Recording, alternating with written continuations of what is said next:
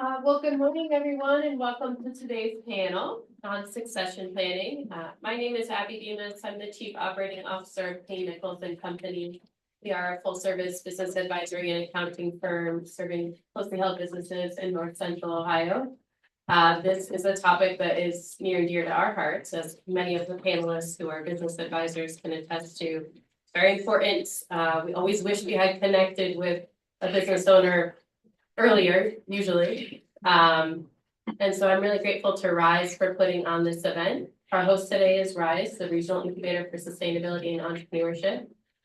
They provide business one-on-one counseling, technical and advisory services to entrepreneurs in Erie and Huron Counties. So today's panel, we're going to run through a few questions and then take questions from the audience. But let's start with introducing the experts we've assembled to tackle the topic of succession planning. I'm going to have you introduce yourselves, please, and so maybe a minute introduction of yourself, who you're coming from, and your background. We're going to start down here. Okay. Good morning. I'm Judy Mosher. I'm a CPA. I've practiced in the Norwalk area for 30 years. I am accredited in business valuation, and I'm also a personal financial specialist, which means I do a lot of extra training in estate planning and personal financial planning, that kind of thing, all geared to kind of a high net worth client. And really the thing I think I find the most satisfaction in my practice is really starting at ground one, working with a company for many years, and then seeing them successfully transition. Very rewarding. Thank you. Thank you. Thank you. My name is Greg Daugherty. I'm an attorney at the Wright law firm. I'm based out of Columbus, Ohio, but we have offices throughout the state and a few other states. I actually grew up in Sandusky and was a Perkins Pirate when I was a kid. So, but yeah. So anyway, my main practice area is increasingly focused on ESOPs, employee stock ownership plans, and helping business owners and companies transition to employee ownership. I also have a background in general ERISA and employee benefits work as well. And so for me, kind of my, rewarding client would be somebody who they started a company years ago. They want to retire. They're looking for an exit, but they don't have any kids who want to take over the business. But for them, their companies, they'll say usually, well, my company's like a child of mine, or this is my legacy, and I want this to be here long after I'm gone. And so helping them realize there are other options besides selling to private equity or to a third party buyer. And, again, for me, it's usually ESOPs, but there's other ways you can do that too. And, keep the legacy, keep the culture, keep what you have built up. It's always a really good feeling. Good morning, everyone. I'm Marcia Ciryak, and I am the director of the Ownership Transition Program at Manufacturing Works. Manufacturing Works is an economic development organization. We help manufacturers in every single aspect, from an employee just starting out to the owner who will be exiting. So as a director of this program, it's an educational program. It's 2 parts. It's a 1-year commitment. 12 weeks of the program is an intense boot camp. It's a weekly session for 2 hours. Everything's virtual, and you meet the best of the best of the best experts in these subjects.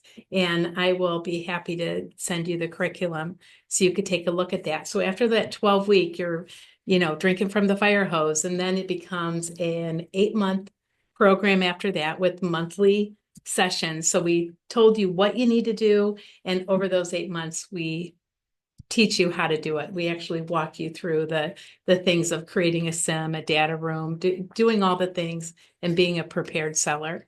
So that's just one part, but that's my part of the program. And thank you, Rice, for inviting me today. Hi, everyone. My name is Dave Long. I'm a CPA. I currently have I'm the owner of DF Long and Associates. It's kind of a boutique CPA firm, kind of specialize in succession planning, business valuation services, and fractional CFO services. I'm a retired partner from a CPA firm up in Westlake, Corrigan Krause. Helped grow them from, I was employee number 2, helped grow them to about 80 people. left in 2021 to kind of pursue this, where I can really roll my sleeves up, and dig in with clients and business owners and help them, get to their next steps. So much of the current environment with the CPA world, as maybe Judy can attest to, is that there's so much compliance work that's needed that there's often a gap between the CPA and the business owner trying to achieve their goals and dreams. And a lot of times I'm a nice person to like slot in there for that. In addition to my DF Long and Associates work, I've recently joined up with Water Street Financial Advisors downtown Sandusky. And the other thing that I'm doing, which is really cool, is I'm a RISE advisor here, which is a free service for Huron and Erie County, really kind of anybody in the surrounding area, primarily focused on business startups, but really anybody who's got any need, please, have your contacts, reach out to Sydney or the rest of the organization here, and we'll get them on the list to at least chat with us. And again, it's a free service. Great.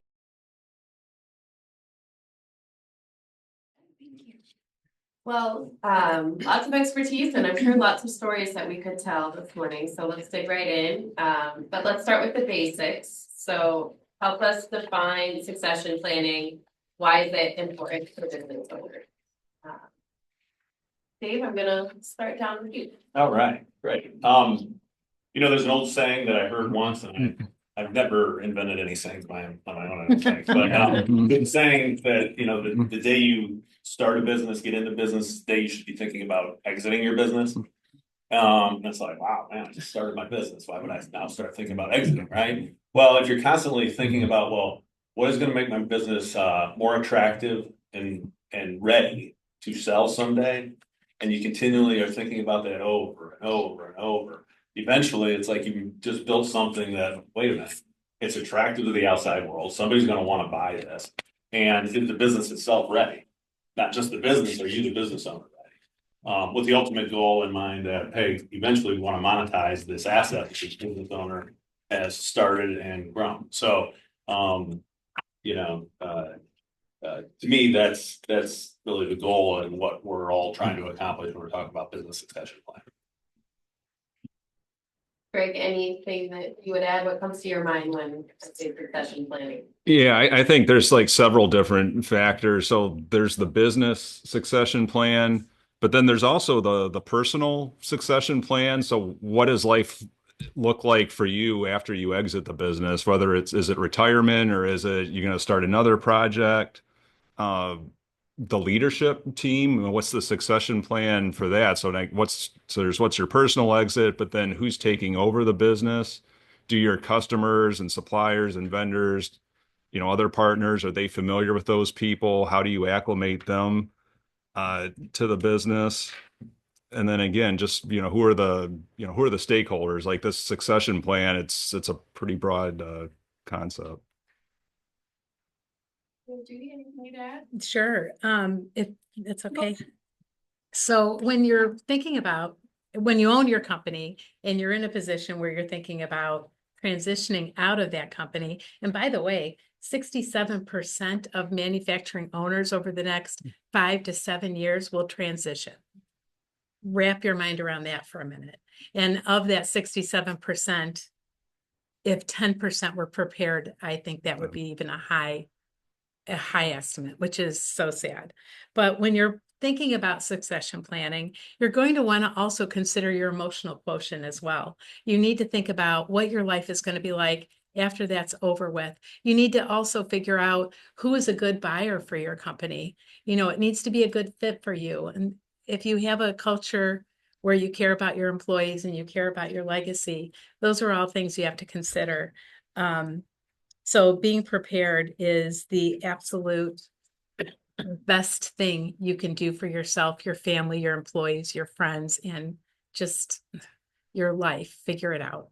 And that's what we're here to help you with. Just playing off what Dave said earlier, having that mindset from inception of what your exit strategy is going to be, whether it's 5 years, 10 years, 20 years down the road. And oftentimes what I see in practice is owners who are very much concerned with minimizing current income taxes. And I want my P&L bottom line to be the smallest number possible because I don't want to pay any tax. And sort of that flies in the face of maximizing value upon sale. Really, you want to be profitable. You want to have a healthy bottom line. Paying taxes, oftentimes I say a good thing. It means you're doing something right. So just early on, I try to develop that mindset with clients that paying tax is not necessarily a bad thing. It's going to help you in the end. You build wealth by earning income and retaining income. Very good point. So I heard overall, so succession planning, all of us will exit a business eventually. This is about preparing not just the owners, but also the leadership. That was a good point, Greg. And we already brought up some of the considerations that might be important in that process, but let's move on to that question as our next discussion. What would you consider critical considerations for a business owner when developing the succession plan? Let's start with Greg. Sure. Yeah. Okay. Yep. Yeah. So the first thing is, as a business owner, what are your goals? Are you trying to maximize the amount of cash you can get and you just want to turn the keys over and just forget about it? Do you want to have more of a phased exit and take control of the succession process and the transition process and kind of make sure everything's going the way you want it to, and then you can leave?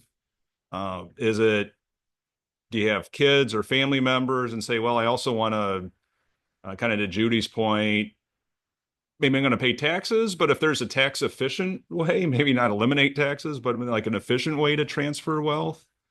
So those are some of the things, to think about as a business owner. And then the other thing is, who are the stakeholders? Who else does this decision affect besides you? It may be some of your key employees, especially if you've had some people who've been working with you for many years. A lot of times we'll have clients that say, well, these people have been with me a long time. I want to make sure they're taken care of or they don't get left behind in this process. Is it kids? And if so, like, are they interested in the business or aren't they? And this could be a topic in and of itself, but a lot of times business owners struggle, what's fair versus what's equitable. It's like, well, I have one kid who's really active in the business and one who isn't, but I don't want one to feel cheated. So, do I give them, 50-50 stake, or it's like, well, maybe I'll give one the business, but I'll give the other ownership of the real estate. And that may seem fair, it may seem, I'd say like that's equitable, but is it really fair, both to the kids or to the business in the long run? And so you're going to need to think about that and then actually have a conversation with these stakeholders and say, hey, this is what I'm thinking. These are my goals. This is what I'm kind of thinking for you. What do you think about it? So that at least that way they're prepared, for the type of exit that you're going to have, whether it is, yeah, I'm just going to sell and cash out, or it's, no, I want to keep this business going, but do I transfer it to you? Like, what do you want to be involved, or maybe I transfer it to the employees? Do you do that? And then again, kind of some of the other points that everyone made is, how prepared are you to sell? So it's like, okay, well, now I know what my goals are and I know who it's going to affect. But, and again, probably the CPAs can talk more about this, but we'll see a lot of business owners where maybe they have some pet projects or some personal items that they're running through the business. And maybe that's fine. Maybe that helps reduce taxes. But if you're looking to sell and get the highest valuation possible, if that's an unproductive cash drain, you want to clean that up before you sell. About 5 years before you want to sell. Yeah, Judy, why don't you jump in? What are, from CPA perspective, what are some practical considerations? What should we be talking about? Well, are your financial records reliable? That's, first and foremost. Reviewed or audited financial statements certainly carry more weight with a potential buyer than working off of tax returns. Having a credible accounting firm, I mean, means a lot versus somebody who's done this on their kitchen table for the last 20 years. I think the other thing too, that the owner has to have a handle on always, not at the beginning, but even closer toward the end, is really what is it worth? Because oftentimes owners think it's worth far more than it is. And it's a bit of a reality check as to what value really is. And I think the sooner the owner comes to realize what value really is and what they can do to increase value going forward, the better off they're going to be. I think they also always need to be looking for that pool of capable buyers. Because a lot of businesses are very specialized, little niche businesses. In my experience, sometimes the most capable pool is your current employees. So are you of a mindset where you're mentoring them and bringing them up to become your potential buyer? Are you willing to finance that for them? Because oftentimes the purchase price is very high. Just, you've invested your life in this, you have something of value here. But for them to take it to a bank and look for financing, oftentimes it's very difficult, especially because the owner's leaving potentially. So have you considered the fact that you might have to finance some or all of this deal for them? And then I think you need to also just think about what your role will be after you've sold. Are you going to stay for a while? Oftentimes a bank might want that seller to stay for a while. So be prepared that maybe you're not just walking away, that you're going to be committed for 5 or 6 years afterwards. And it also helps make sure you get paid. The longer you're there, it helps keep viability and that cash flow stream coming to the owner in terms of his repayment. Marcia, so Judy mentioned that looking for potential buyers can be challenging. I imagine in your space, working with manufacturers, especially given some technical expertise that might be needed. Passing it over to you, what are things that you run into? What are critical considerations for business owners in the manufacturing space? It's funny because I'm based out of Cleveland. The well is so incredibly deep of buyers for companies. I have a standing list of 80 people looking for a company. That list grows exponentially every day. I've stopped meeting with people who want to buy a company because I need to do my job. I don't have time to keep meeting with these people because it's not directly related. And just really quick, if I could have just 1 minute to talk about this. So the great concept that's happening right now that is such an in thing is the idea of entrepreneurship through acquisition. So we've partnered with various educational tools like there's the ETA program at Case Western Reserve. We work with Kent State University for their ESOP program. Please don't even give it a thought that, oh my God, nobody's going to want to buy my company. Because I guarantee you, we could we could have buyers lined up to talk with you. So with that in mind, keeping that in the back of your mind, what is paramount here is that you are educated and you know all the things you need to do. You need to be able to build your team, have people like Judy and Greg or David, on your team. And through this program at Manufacturing Works, we're a nonprofit. We're just here to educate. We aren't selling anything or anything like that, but we help you know every single little thing you need to consider when you're thinking about selling your company. And some of those things, the first thing is how to build your team. You're going to need these are things you might need: an investment banker, an attorney, a CPA, possibly a business broker to help you find that buyer. A third-party valuation, we always recommend that highly. There are many kind of third-party valuations. You can go from $1,200 to $50,000. It really just depends on how deep of a nosedive they need to make into your business and what you're hoping for. It helps you figure out things like your working capital adjustments, knowing and realizing what the industry standard is for multiples of EBITDA. I could go on so much and I don't want to do that. So there's just so much you need to learn. And like I said, you're drinking from the fire hose in the beginning of this, but to be able to take these things and put them into small edible bites and be able to really go home and do the work, be prepared. Nothing is a better feeling than having the knowledge, because knowledge gives you peace of mind. Yeah. I mean, that's what I love about events like this. You guys are raising important questions and things to consider, but what I hope people are taking away is there's a team of professional advisors that Resources. hired resources Mhm. through things like RISE and local firms. So no one has to do this alone. Yes. Was there anything you wanted to add? I'll just kind of talk a little bit about the process that I've kind of learned over the last few years, and that's like really quarterbacking what we're just talking about and all the relationships that you have to pull together. You got a wealth advisor, you got an attorney, you've got maybe the outside CPA. Everybody's got to be talking, but who's actually bringing it all together, right? So what I like to do with business clients, and in the succession planning world, is to break it out into like 5 different buckets. First thing we like to do is identify and discover, which includes like the business valuation, rolling up the sleeves, trying to figure out, hey, what do we really have here, in this business? And what we're doing in that process is we're identifying value drivers. We're also identifying business risks.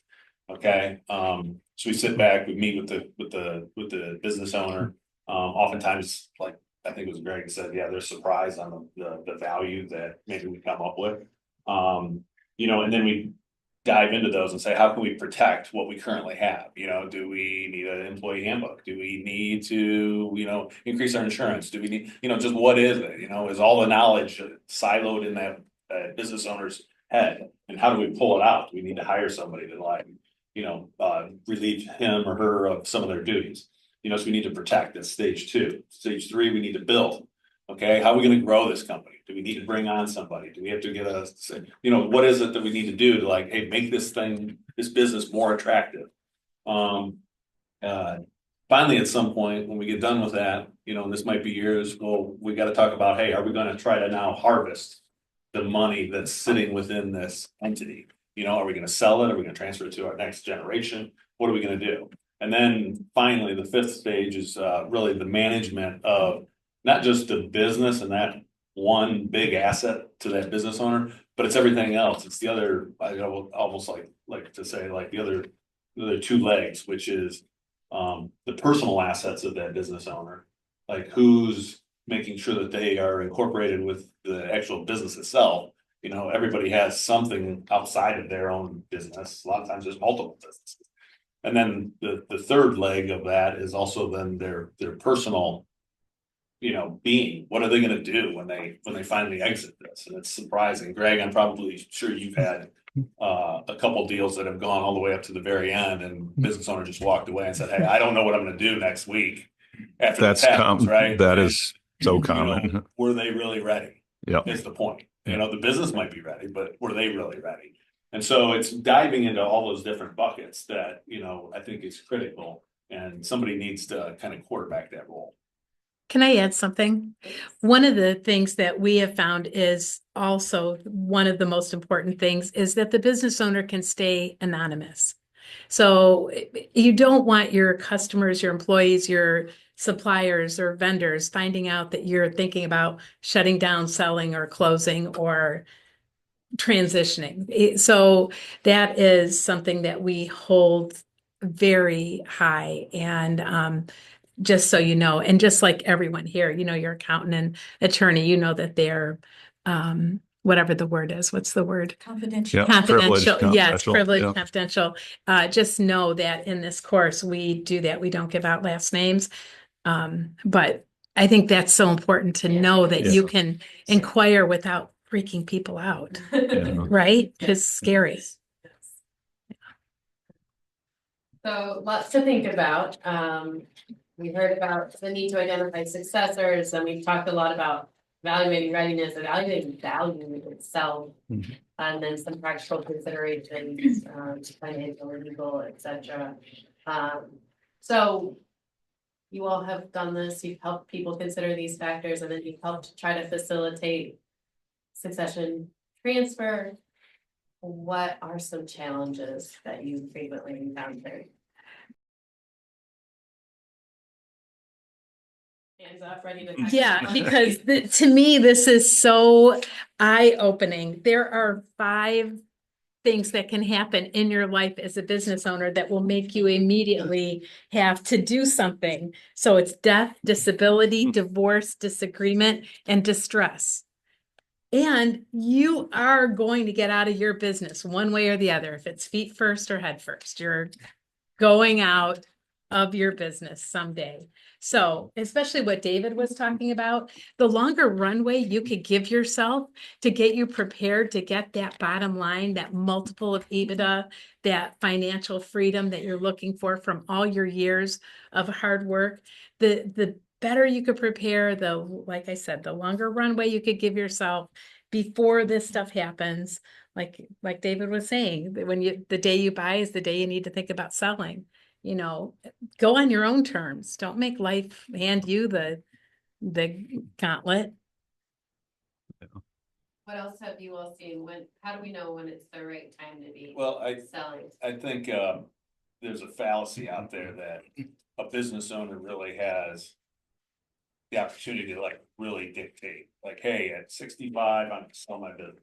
Like, well, was there a COVID event the year before? I mean, Right. was there, like, Yeah. you don't know what's gonna happen. Yeah. I mean, let's say if I'm 58 now, and I'm like, oh, it's 65, sounds pretty good. What's gonna happen until, and what if, a potential buyer knocks on the door tomorrow?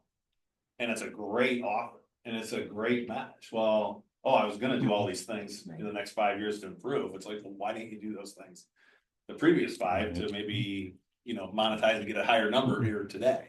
So the continual business improvement and working on the business, I just think is something that, business owners need to focus on.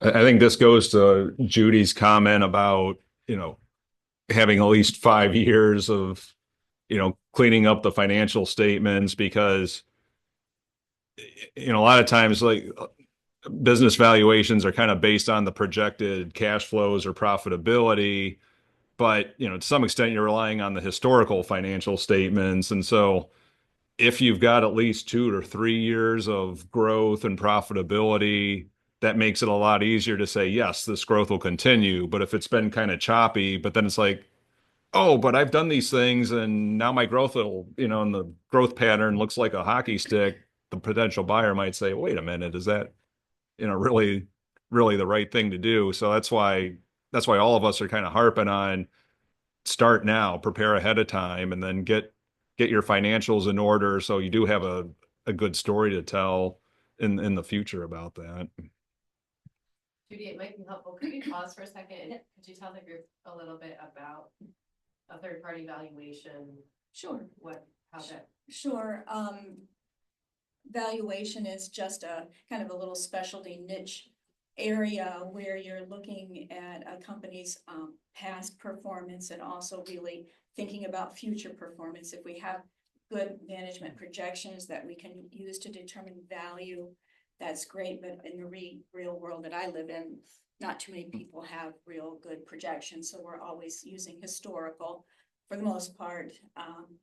So looking at 5 good years of historical, or at least 3 good years of historical, is tantamount to getting a reasonable value. And kind of just in a nutshell, just to make it simple, take your cash flow and multiply by, Marcia is referring to this EBITDA multiple. That's just earnings before taxes, interest, depreciation, kind of come to that number and multiply it by these sort of rule of thumb numbers, 5, 6, 7, somewhat reasonable multiples to come down to an idea of value.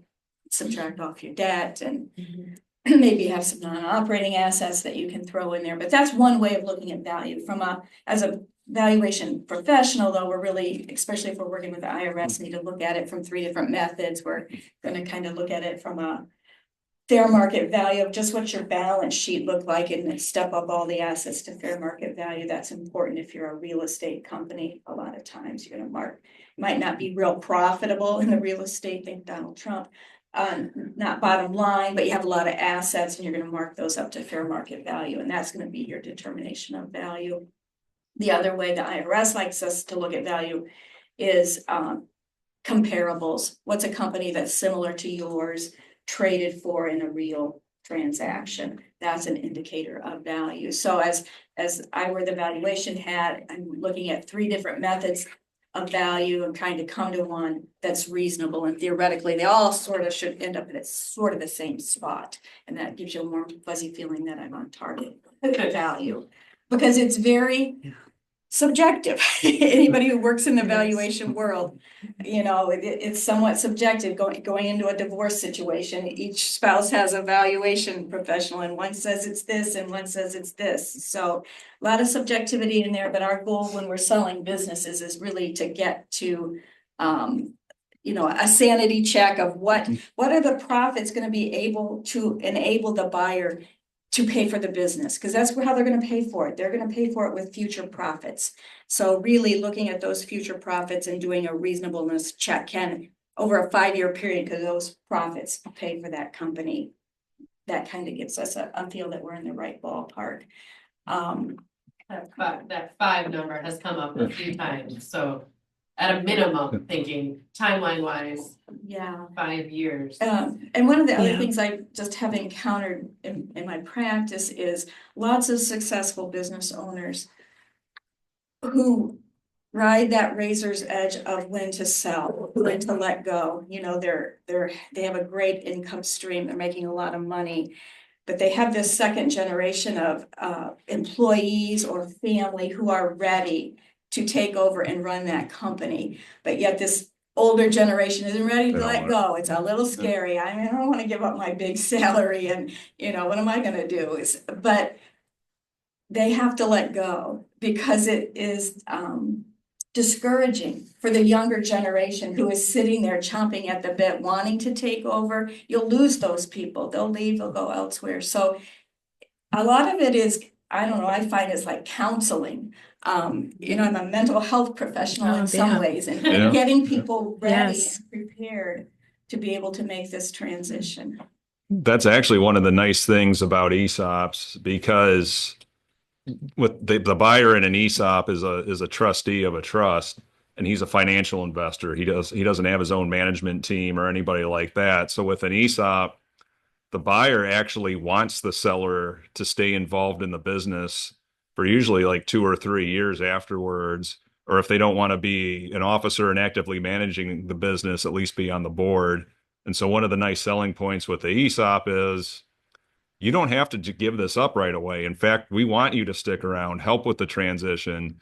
And then to Judy's point, those younger employees who are chomping at the bit, let's get them locked in with employment agreements now.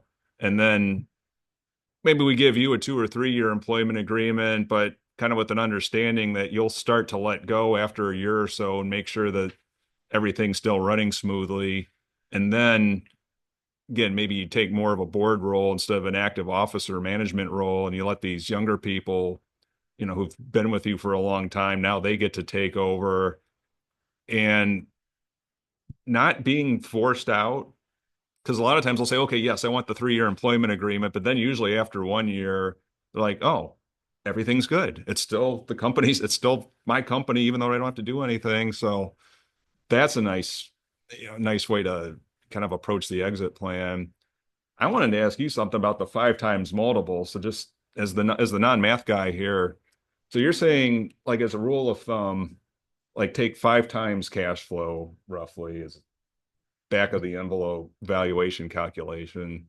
So if I've got maybe some lazy cousin that I'm employing at the business and paying him, say, $100,000 a year because I feel bad for him, but he doesn't really do anything or something like that, But like I said, like, It's his salary. That's it. Right. But if I'm paying, if I think I'm saying, well, I'm only paying $100,000 a year for this personal item, that's going to cost me $500,000 when I sell my business. And then in an easy way to think about it, yes. But in those cases where because this is reality of these small businesses, where we have employees on the payroll who aren't necessarily productive. Oh, gosh. Imagine that. That happens Yeah. all the time. Says the first starting spot is your real bottom line, and then we start making what we call normalizing adjustments, where we're gonna add back non-productive employees, salaries, because a buyer isn't gonna put up with lazy cousin. So Right. we'll add that back, and other non-recurring things, or maybe non-business items that are really running through there. Those all get normalized, but really, the fewer normalizing adjustments you have to make, the more credible your business looks like. You know what I mean? To a potential buyer, you don't really want to have to explain away why 5 cousin Eddies were on the payroll, and your vacation home, and your plane, and things you didn't need. Right. Yeah, I think 2 things there, like one, why it's so important to have potentially the third party credible source do this process, but also be aware if you're not gonna have a third party credible source do this process, as an Eddie, He might Right. be is in a there. problem. Yeah. Right. He may cost you more than you think. Or maybe a more altruistic version of that is I had a client who he was very charitable. And so he had his business was donating.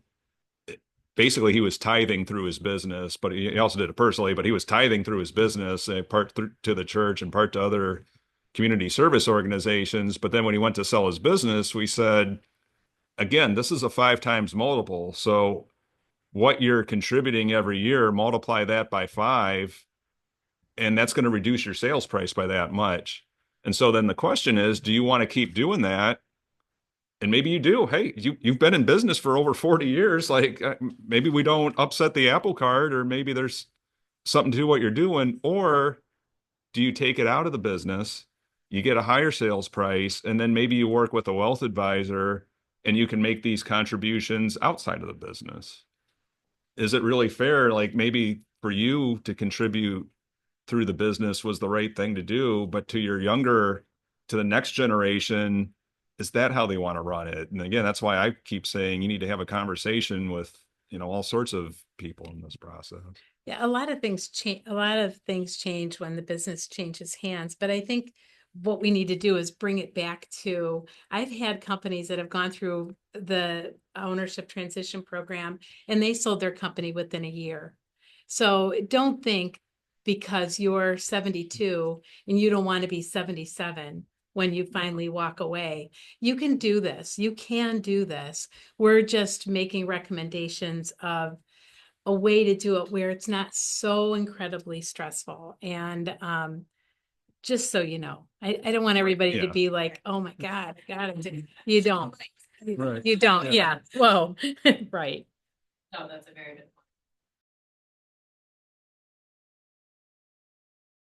So this has been kind of threaded throughout, but we've been essentially talking about challenges that you encountered throughout the succession planning process, whether that's timing, whether that's the emotional aspects of the financials.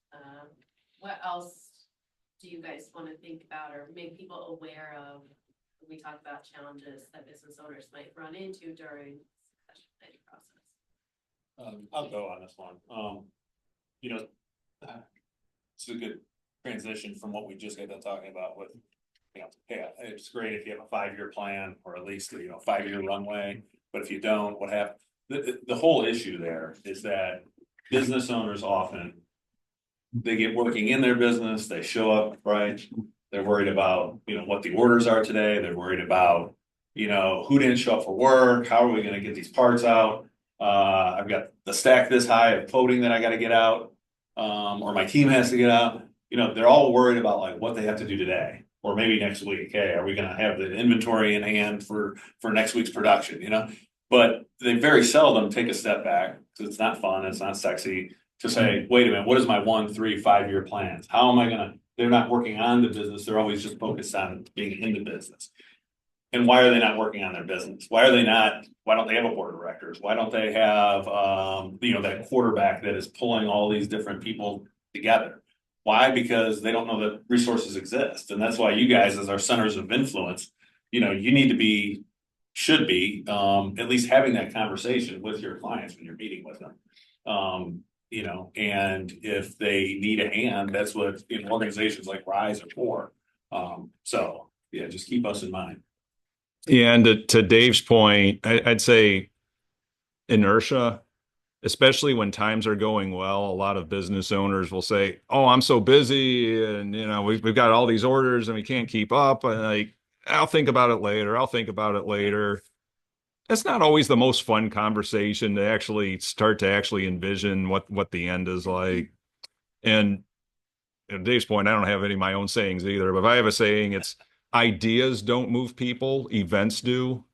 I got that from a professor of mine, and knowing him, he probably got it from Milton Friedman because he loved Milton Friedman a lot. But anyway, but it was a good point. Like, you can, for all, not just succession planning, like the ideas don't speak for themselves. But again, like what I was saying, I'll think about it later. I'll think about it later. And then I think Marcia made this point.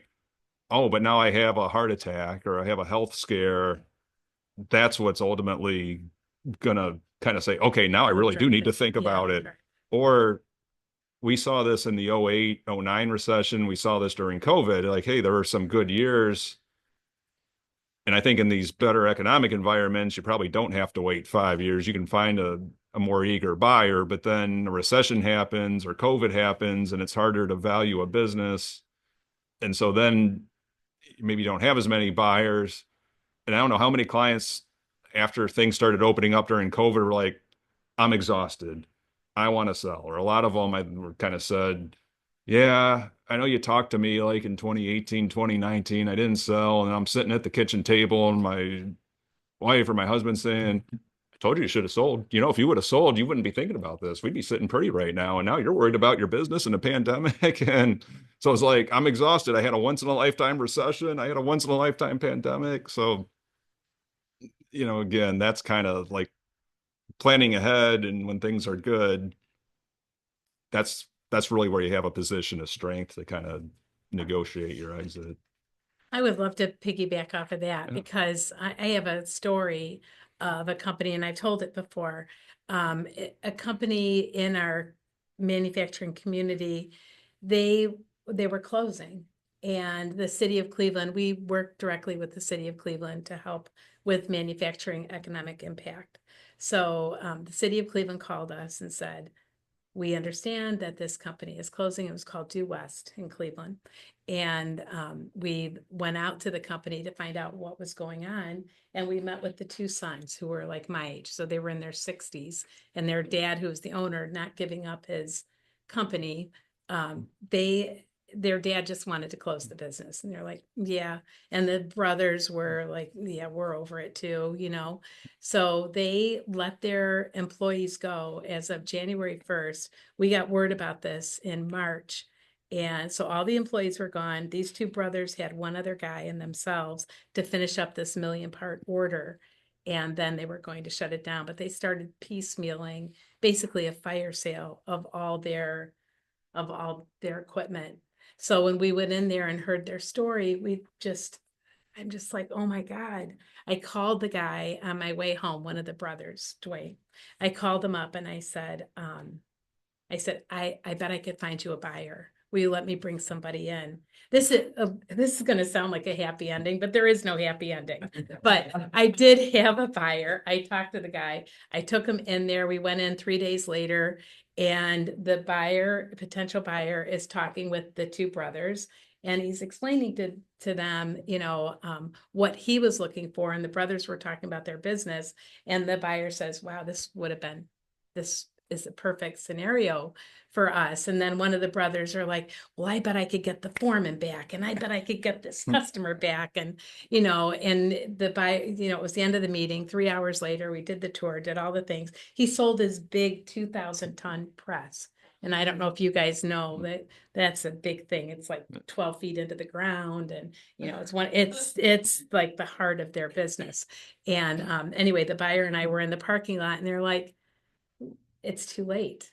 They already sold what was the most important piece. They already found new suppliers for their customers, and they already found their employees homes. I mean, what a culture. Think about how great those owners were, but you know, they walked away as maybe a millionaire, but they could have been a multi-millionaires walking away. Not the money's everything, but it would have been really nice to have continued their legacy. So I have found that so often in my role that a lot of companies will either, they think they're worth way too much or they way underestimate because their immediate family, the owner goes home, his wife's like, oh my God, when are you going to stop? When are you just going to come home? You know, like their immediate surroundings, nobody cares about their business. They're like, just stop already. And they don't see the value. But like I said, I've got buyers out the wazoo and, ooh, maybe shouldn't have said that, but got a lot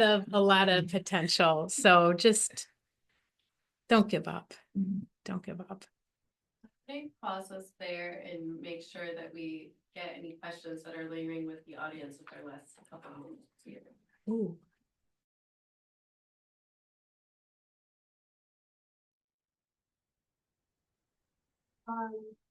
This is a quick one. Marcia, the manufacturing transition ownership program, is that restricted to manufacturing companies? No, Okay, interesting. Good to know. Any type It's- of business? it's best if you're a manufacturing company because a lot of the curriculum, and how can I get them the curriculum? Can I get, Send it to my email. can I send it to you? I'll send you the curriculum for the boot camp, that 12-week program, and then also the highlight for the deep dive sessions. I had a person who owned a camera shop, so it was retail. She was in and she found it valuable. So So for those of us, or for those of you that are tuning in and watching this later, contact Rise. You'll be able to see the curriculum for this program if that's a good resource for you. And the cost of the oh, program? great thing to ask. So because we are a nonprofit, everything is just very inexpensive. So the whole program is $2,600. The boot camp portion is $1,000. The deep dive sessions are $1,600. So you get billed in two segments. So the $1,000 for the first 12 weeks, then a couple weeks before boot camp starts, you get billed the other $1,600. It's a 1-year program. Very good. It sounds like fabulous. Yeah. It does. Thank you. Yeah. Thanks so much. And this question maybe for Judy or Dave, and great question for our sort of region and the types of businesses that you find here. How do valuations differ for companies that don't have hard assets and are more service-based consulting services, intellectual capital? What are kind of considerations there? Well, Judy kind of touched on this before. A business valuation in of itself is anticipated future cash flow times a multiple.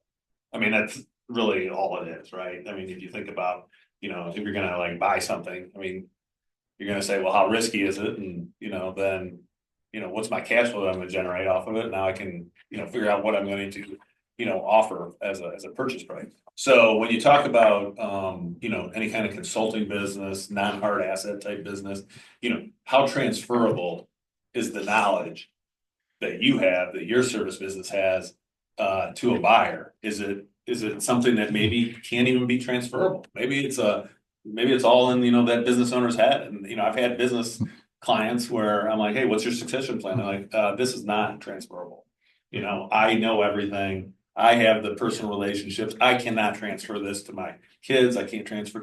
Okay. I mean, knowing that ahead of time is great. You're going to milk that business for everything you can.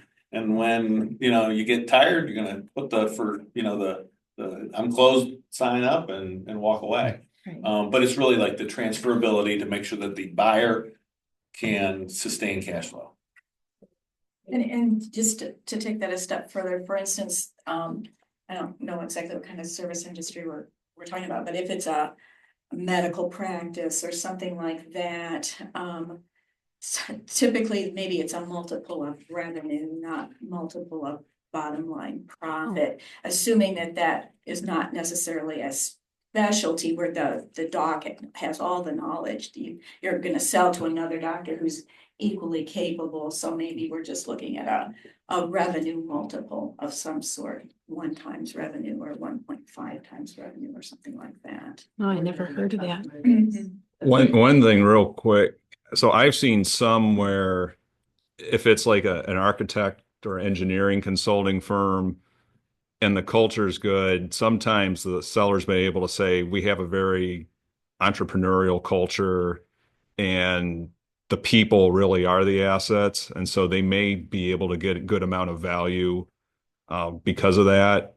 But to Dave's point, if the owner is more of an empire builder and treats the business more like a dictatorship than a family, and he's the one who has all the relationships and all the knowledge, then that gets tougher.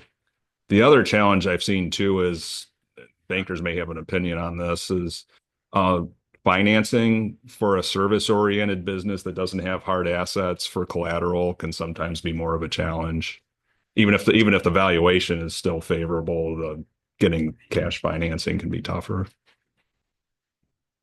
And one last question from the audience, an outcome we didn't really talk about. Situations where a business went a merger route versus outright selling. Any insights to share? I would say if you're going to do that, it's very rare that it's truly a merger of equals. But if you can find a company that has similar values to what you have, and they really do, they can, and think about it almost as if this is a way to help me grow. So maybe I merge with a company, maybe I have a big presence in Northern Ohio and Southeastern Michigan and Western Indiana, and I'm going to merge with a company that's got a big presence in Eastern Ohio, Western Pennsylvania, West Virginia. That's legitimately growing the business. It's expanding the reach. Or maybe there's a lot of consolidation in a lot of different industries, and it's just a handful of large corporations that dominate. So maybe as a practical matter, I could stick it out as an independently owned business for a long time, but it's going to be an uphill battle. So again, if I merge and now I'm part of a larger enterprise, we can fight the big people, a little bit, more effectively. So it can work. But if you're doing it just because, well, I don't know what else to do, then it may not be a recognizable company anymore. Okay, well, so I could listen all day, but in the interest of time, we have to wrap it up. So if I could, I'm gonna invite each of you to just share one closing thought, maybe a minute or less, please. Steve? I'd say just one ask of all of you who again are our centers of influence here in the area is to make this a topic of every meeting that you have with your clients. I mean, do your thing, the bankers out here and what have you, like, do your thing, but always bring up, hey, what's your plan?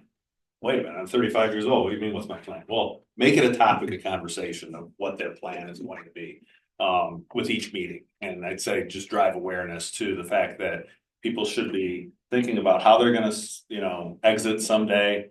And that someday might be a long time off, but what are they doing to make it a much more profitable exit, on their own terms? One thing I didn't mention is the program with Manufacturing Works is based on cohort learning. So the largest group you would be in is with 6 other owners. And it's amazing how those owners become so close with each other and are able to share even the hardest things because it's such a trusted and closed environment. So I encourage all of you to, get as much knowledge as you can from any expert or any kind of program, and know that there is someone out there that wants your company. There is. Yeah. I would just say don't feel overwhelmed by it. It's easy to think, wow, there's so many moving parts, but you don't need to know everything. There's, you can have a team of experts and all of us work well together. All of us know other people. So we'll be able to, it'll surprise you. Like, yeah, it's a big, when you go through the exit or the transition, I mean, it is a big process, but when you have a team of people working for you, it really will make it a lot easier on you, make it as comfortable as possible.